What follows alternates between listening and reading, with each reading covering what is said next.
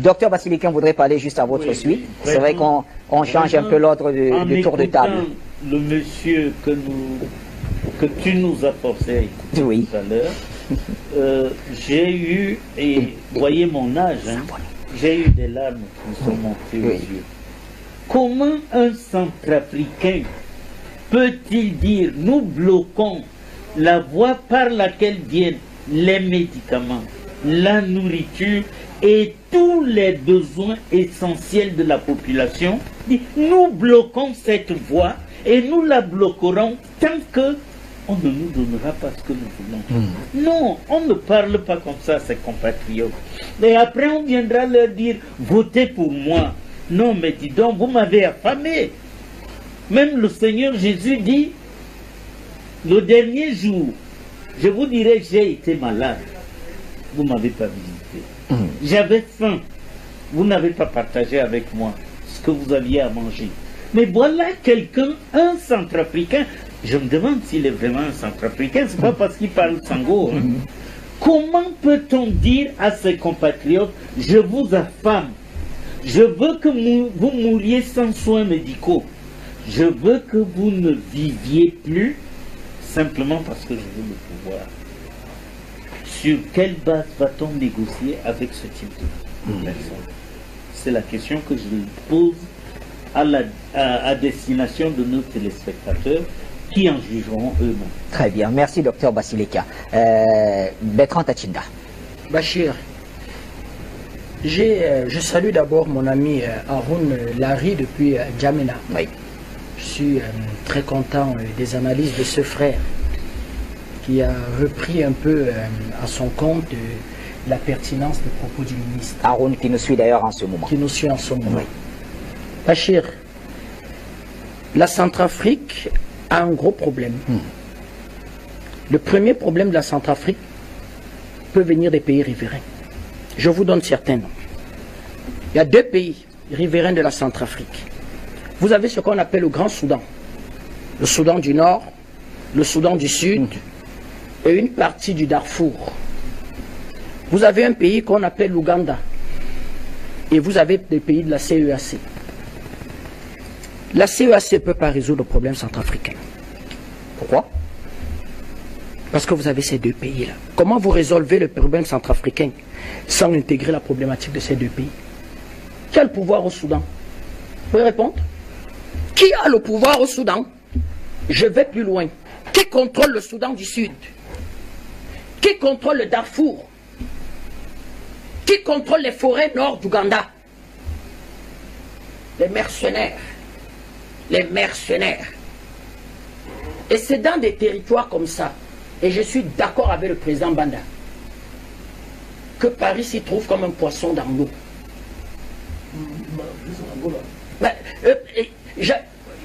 Je prends même d'abord ceux-là qui ne font pas partie de la CEAC. Paris s'y trouve comme un poisson dans l'eau. Comme un poisson dans l'eau. Un pays comme la RCA devait avoir 4 corridors. Un corridor qui part de N'Djamena, Bangui. Douala, Garabulai, Bangui. La capitale de l'Ouganda, c'est Kampala, Bangui. Khartoum, Bangui. Pourquoi les autres corridors n'existent pas? S'il y avait 4 corridors, la Centrafrique ne serait pas dans cette situation. Et il faut, deuxième des choses, c'est-à-dire que c'est une réunion des pays riverains de la Centrafrique qui peuvent résoudre le problème. C'est-à-dire le Soudan, dans son nord-sud, l'Ouganda, le Congo-Brazza, le Tchad, le Cameroun. Voilà les pays qui peuvent résoudre. Pourquoi?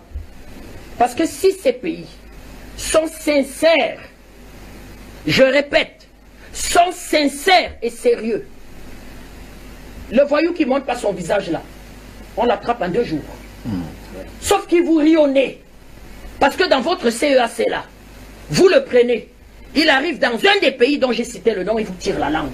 Vous faites comment? Il se réarme, il s'équipe, il recrute des mercenaires. Et il revient. Et il revient. Et il vous tient le même discours. Là où ça m'a fait mal, il ose donner des ultimatums à un pays comme le Cameroun.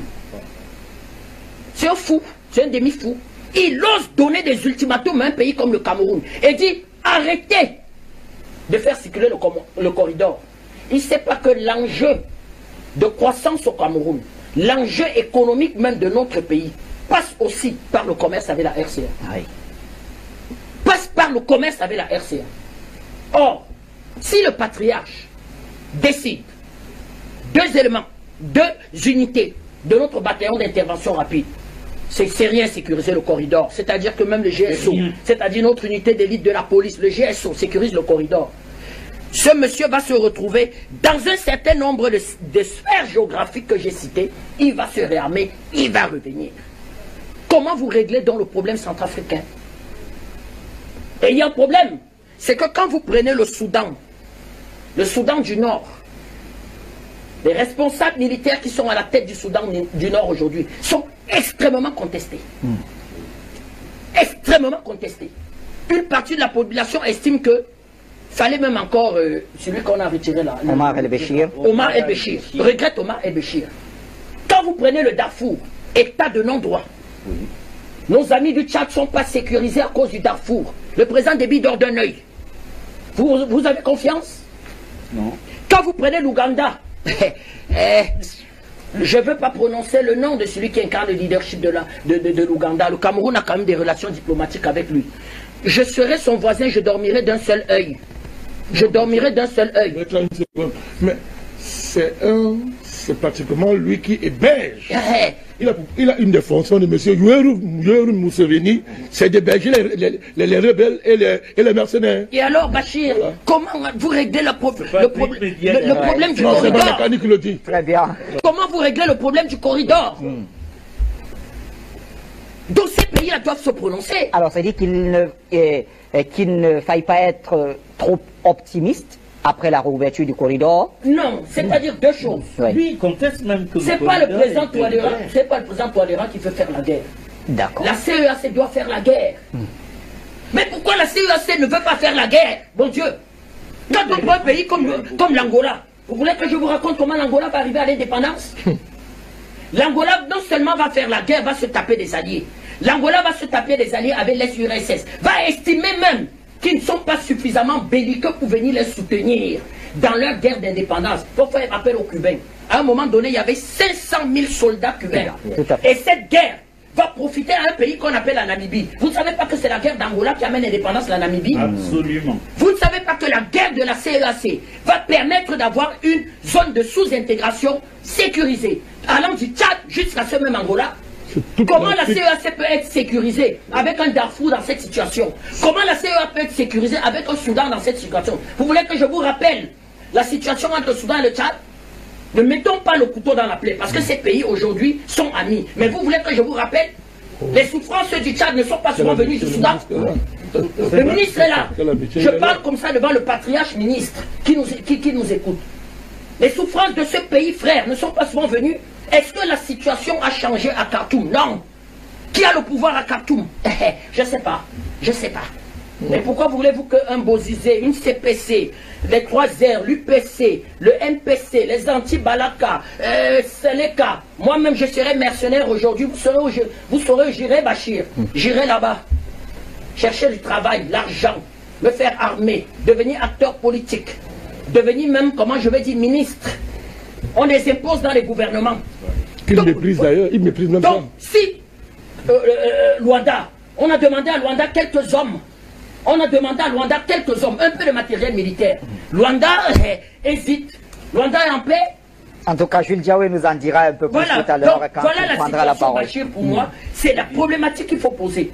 Un sommet rapide et véritablement, si les États souverains de la RCA ne veulent pas être sérieux, mais que la CEAC s'apprête à aller à la guerre. C'est-à-dire que nous voulons voir le prochain sommet de la CEAC et dire qu'effectivement, il faut qu'on aille à la guerre. Le Tchad est allé à la guerre pour avoir sa paix. Le Tchad est allé à la guerre pour avoir sa paix. Donc qu'on soit sérieux. Ce monsieur qui se cache, qu'est-ce qu'il vaut, Bachir? Soyons sérieux. Si on a une amitié sincère avec ces pays dont j'ai cité là, vous croyez qu'il parlerait comme ça? Non. Le voilà qui donne un ultimatum à un pays comme le Cameroun. Très bien. Merci Bertrand Tatinda. Monsieur le ministre Koulamala.